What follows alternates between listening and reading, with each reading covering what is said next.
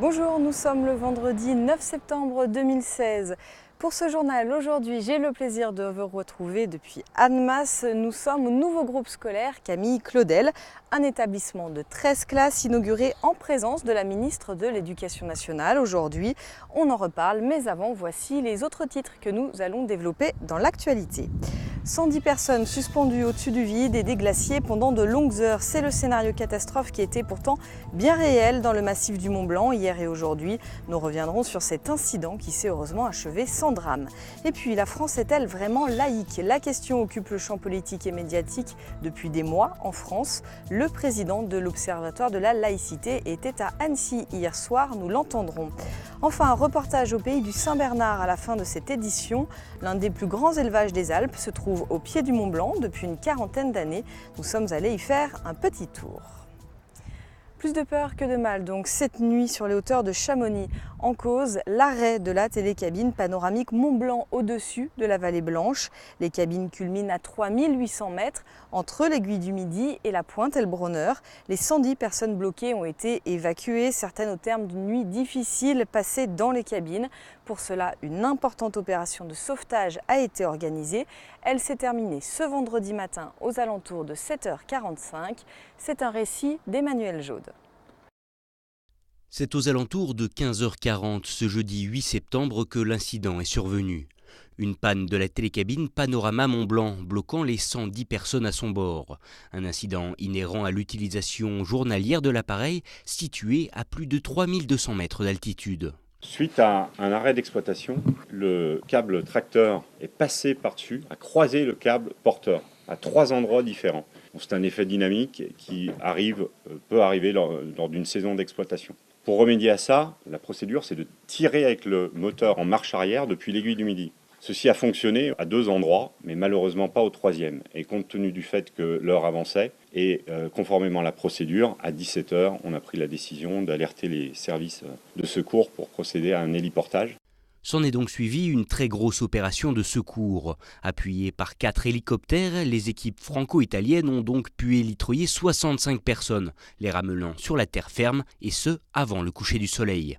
Vous savez que dans les opérations de secours en montagne, il faut secourir, mais il faut évidemment éviter le suraccident. Sur un chantier aéronautique aussi complexe, le coucher de soleil aéronautique interdisait des opérations d'hélitroyage. Malgré la célérité des secours, pas moins de 33 personnes, dont un enfant de 10 ans, ont donc dû passer la nuit dans leur télécabine, assistés de plusieurs secouristes et de kits de secours disponibles dans chacun des œufs. Et c'est donc aux premières lueurs du jour que l'opération de secours a repris, démontrant une très bonne collaboration entre les différents services impliqués. Au final, le dernier passager a pu être évacué vers 7h45 ce vendredi matin. Et si le croisement des câbles reste inexpliqué à l'heure actuelle, une rafale de vent semblerait être l'élément déclencheur le plus probable pour l'instant. Et puis, dans la page des faits divers, cet accident à Vauglan, en Savoie, ce matin. Il était 10h40 lorsqu'un TER a percuté un camion au passage à niveau pour une raison que l'on ignore encore. Le conducteur du poids lourd est décédé. Le train faisait la liaison entre Annecy et Chambéry. D'importantes perturbations ont donc eu lieu tout l'après-midi sur le réseau. Nous sommes donc à Annemasse aujourd'hui pour l'inauguration du nouveau groupe scolaire Camille Claudel. Vous le voyez sur ces images signées Sébastien Germain. La ministre de l'Éducation nationale était présente en fin de journée pour participer à cette inauguration. Un établissement de 13 classes qui répond à l'évolution de la population de l'agglomération annemassienne. Près de 100 enfants supplémentaires sont scolarisés chaque année dans le bassin. Je vous propose d'écouter Christian Dupecet, maire d'Annemasse. Il répond aux questions de Sébastien Germain. Une école qui répond à des besoins, bien sûr, quantitatifs. Annemasse est une ville qui grandit assez vite et nous y ouvrons à peu près 5 à 6 classes par an, ce qui est considérable. Donc ça répond à ce besoin de place dans les écoles. Puis ça répond aussi à un besoin qualitatif. Et je suis très fier de cette école, elle est très belle.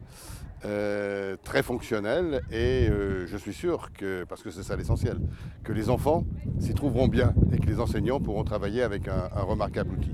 Donc je suis très fier, très heureux et puis bien sûr très heureux que la ministre de l'Éducation nationale en personne puisse venir couper le ruban.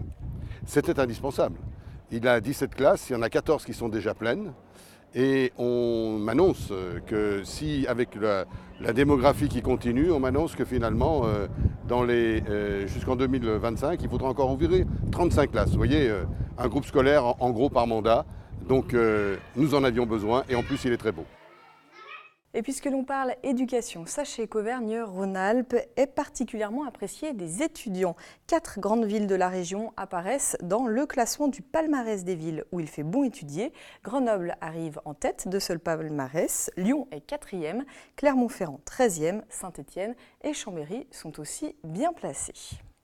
Je vous le disais dans les titres, Jean-Louis Bianco, le président de l'Observatoire de la laïcité, était à Annecy ce jeudi soir. L'ancien ministre a animé une conférence sur le thème du vivre ensemble avec l'aide de la laïcité, une thématique au cœur de l'actualité après les nombreuses polémiques cet été liées au burkini. Rappelons que Bernard Accoyer, le député maire d'Annecy-le-Vieux, a annoncé vouloir prendre un arrêté contre l'utilisation de ces fameux burkinis sur la plage d'Albigny. On écoute Jean-Louis Bianco au micro de Sébastien Germain. La France est-elle encore laïque? Oui, plus que jamais. Elle est laïque si on sait ce que c'est que la laïcité, si on ne la dévoie pas, si on ne l'utilise pas à tort et à travers. Il ne suffit pas de s'agiter sur sa chaise comme un cabri, comme disait le général de Gaulle, en disant laïcité, laïcité pour régler les problèmes. La laïcité, finalement, ce n'est pas très compliqué. C'est la liberté de croire, de ne pas croire, de changer de religion, de manifester ses convictions dans l'espace public. Ce n'est pas une affaire strictement privée. C'est l'indépendance de l'État par rapport aux religions et c'est la citoyenneté, le fait qu'on est tous, femmes et hommes, citoyennes et citoyens à égalité de droits et de devoirs, ce qui nous permet de rassembler nos différences. La laïcité, ça n'impose pas une tenue. Il n'y a pas de tenue laïque, ou alors il faut dire que le bikini est la tenue laïque. Par contre, un maire peut s'interroger sur les risques de troubles à l'ordre public. Est-ce que ça risque de créer des conflits? Mais il ne peut pas interdire systématiquement toute tenue de ce type-là, sous prétexte qu'il pourrait peut-être y avoir des conflits. J'ai été dans une vie antérieure Conseil d'État et je dois dire que le jugement du Conseil d'État ne m'a pas surpris. C'était pour moi juridiquement évident et à vrai dire, j'ai été surpris du raisonnement des juges en première instance. Vous le savez, chaque vendredi dans ce journal, nous vous proposons la rubrique « Regarde ailleurs ». Aujourd'hui, nous n'allons pas bien loin, nous traversons seulement la frontière, direction Genève. Les rivières suisses s'assèchent. Les pêcheurs tirent la sonnette d'alarme, en cause la météo clémente de ces derniers jours, mais aussi des pompages sauvages du côté du pays de Gex. On regarde le reportage de Gilles Miellot de Léman Bleu. Des rivières à la limite de l'étiage, soit leur débit critique pour la survie de la faune aquatique. L'Aire, la Drise et l'Alondon subissent les conséquences d'un déficit pluviométrique, mais pas seulement. Ce qu'on dénonce, c'est les pompages pour les golfs dans les nappes qui accompagnent l'Alondon, qui sont certainement responsables de ce débit extrêmement faible qu'on trouve actuellement au bord de cette rivière. Il n'y a toujours pas de restriction de pompage, ce qui explique pourquoi à Genève, après avoir investi quand même 100 millions avec les autorités françaises pour assainir la qualité de l'eau de cette rivière, on se retrouve avec une rivière qui sur 4 ou 5 km, comme on le voit derrière moi, est quasiment asséchée. Conséquence, les poissons qui ont frayé manquent d'espace vital pour croître et cela risque d'avoir des conséquences sur leur nombre dans les années à venir. Un contrat de rivière a pourtant été signé il y a 5 mois entre le pays de Gex et le canton de Genève. À l'instant T, il est incapable d'affirmer que ce soit les golfs qui soient responsables du débit de l'Alondon. On a fait des mesures, on a été alerté par les pêcheurs du pays de Gex sur le fait que le débit baissait sur l'Alondon côté suisse. Donc nous on a fait des mesures, mais ils ne nous permettent pas d'affirmer en l'état que c'est la faute des golfs. Logiquement et statutairement, les golfs ont le droit de prélever dans la nappe phréatique, mais ils ne peuvent pas prélever dans les rivières. Nous on mène une enquête pour savoir quelle peut être la cause. Une volonté politique commune, mais qui se heurte à une différence d'appréciation. Alors c'est vrai qu'il y a le problème des golfs qui sont obligés d'arroser aussi beaucoup. On a aussi les problèmes liés à l'agriculture, passablement aussi du côté français, où il y a des autorisations de puiser dans certains cours d'eau pour arroser les récoltes, qui en subissent aussi les conséquences. À Genève, tout est lié à des autorisations, mais aujourd'hui, ce n'est pas un problème lié à l'agriculture ou bien, je dirais, à la viticulture même, ou bien à l'eau potable. Les captages, ce n'est pas ça qui nous met en péril, c'est tout simplement la situation climatique. Une situation critique amplifiée par les plaisanciers qui, faute d'un débit suffisant, font des barrages sur l'Alondon pour bénéficier de piscines naturelles. Une histoire d'eau que seule Dame Nature sera en mesure de préserver. C'est un lieu atypique que je vous propose de découvrir pour terminer ce journal. La famille Dumont s'est fixé une mission, sauver l'emblème des Alpes, le Saint-Bernard. Depuis plus de 40 ans dans leur élevage installé aux Ouches, au pied du Mont Blanc, ils transmettent leur passion au grand public avec enthousiasme. Nous les avons rencontrés, reportage. Depuis près de 40 ans, chez les Dumont, le Saint-Bernard est partout. En mai 77, la famille choisit Nora, un Saint-Bernard à poil court comme animal de compagnie. À l'époque, une cinquantaine seulement de spécimens sont recensés en France. Nora sera la première. Depuis, des dizaines de chiens ont accompagné le quotidien des Dumont. Mystère et Memphis sont les petits derniers. À 6 mois, ils pèsent déjà une quarantaine de kilos chacun. Alors le Saint-Bernard, c'est un chien qui est calme avant tout, c'est un chien qui est très proche de la famille, qui est assez protecteur, mais avant tout ça reste un chien calme. Pendant 30 ans, l'élevage se développe grâce au mâle prêté par la communauté religieuse du col du Grand Saint-Bernard. La famille s'est en effet fixé un objectif, faire connaître au plus grand nombre l'histoire de cette race mythique. Le poil long étant un croisement avec le Terre-Neuve, de poil long on en voit beaucoup. D'ailleurs, c'est le chien qui était connu dans la vallée. Par contre, le poil court, il était très ignoré. C'est la race très probablement la plus ancienne d'Europe, puisque ce sont les Romains qui les ont introduits en Europe.